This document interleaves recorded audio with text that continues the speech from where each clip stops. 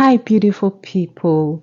It can be very frustrating when you have plantains and they are all getting ripe at the same time.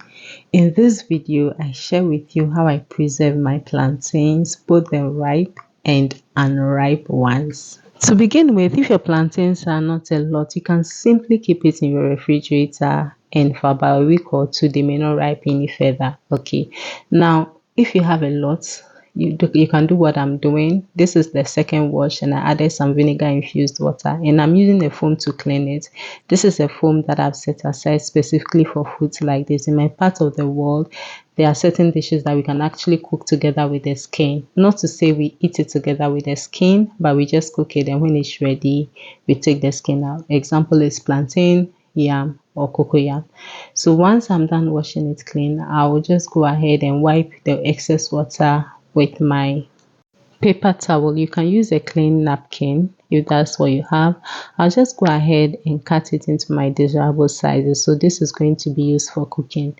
The reason why I used the paper towel to clean it was because I was going to put it directly into my plastic bags and I didn't want the water around it to stick. Okay, if the water is around it, they'll stick together and I want them to be individual pieces of plantain so that when I take it out of the freezer like this, I'm able to get individual pieces of plantain.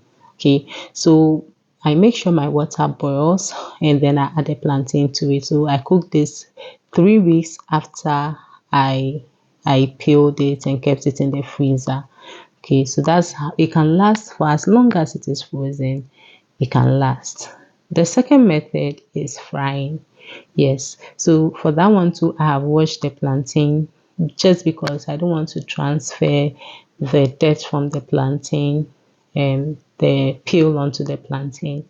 And once I was done with that, I'm just going to cut that into tiny slices because I'll be frying this. Okay, and for this one too, I thought I could simply put it in my Ziploc bags or my plastic bags, but I realized that when I added the salt, there were some liquid that were coming from them. You know, salts, extracts, juices from stuff. So I lined them up in my tray on a parchment paper and I put it in my freezer. Depending on the size of your freezer, you can use maybe plates, anything that will fit into your freezer. So it's in the freezer, it's frozen. This is also 2 weeks later. I just take it out, make sure that the oil is very, very hot, boiling hot, and then you put your plantain in there. For this type, I don't use very ripe plantain because I don't want it to be soggy. On a normal day, ripe plantains, when you fry them, they can be soggy.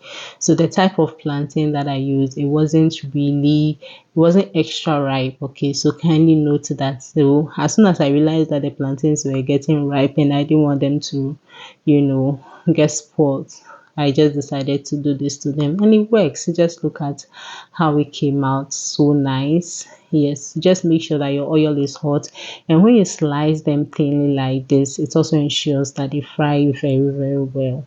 Okay, so depending on how you want it, if you want it's like deeper, you can just leave it in the oil for a while and get it like this.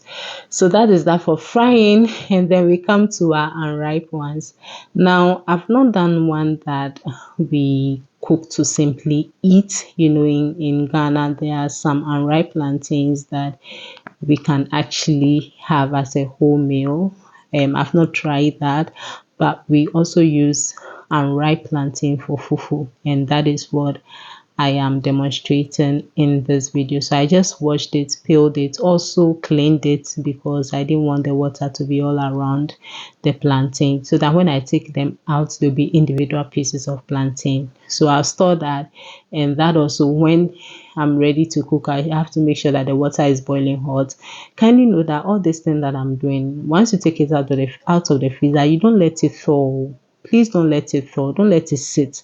Straight from the freezer into the hot oil or boiling water. Okay, and so this was for fufu. You can use the same method to store your cassava. I've shared video on that. Okay, so this is how it turned out.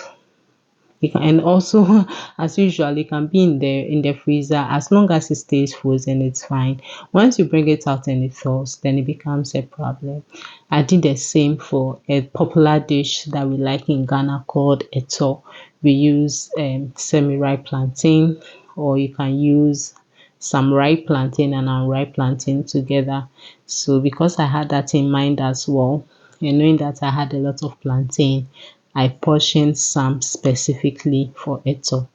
Using the same process, I selected the plantains that will work for eto, the semi-ripe ones, and also once it's frozen, I take it out of the freezer straight into the boiling water, and here we are with our eto nicely done.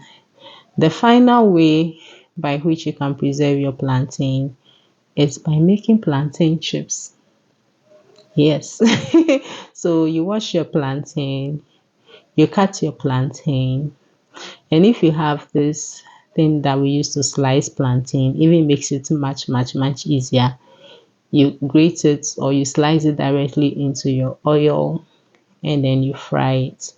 When plantain chips is ready, you can store it in an airtight container. This is a snack and it's able to last you for over 2 months.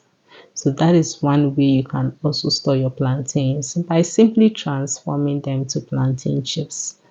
I hope you find this helpful. Kindly support me by liking, subscribing, share with someone. It can help someone, and follow me on all my social media platforms. Do stay safe and stay blessed. Bye.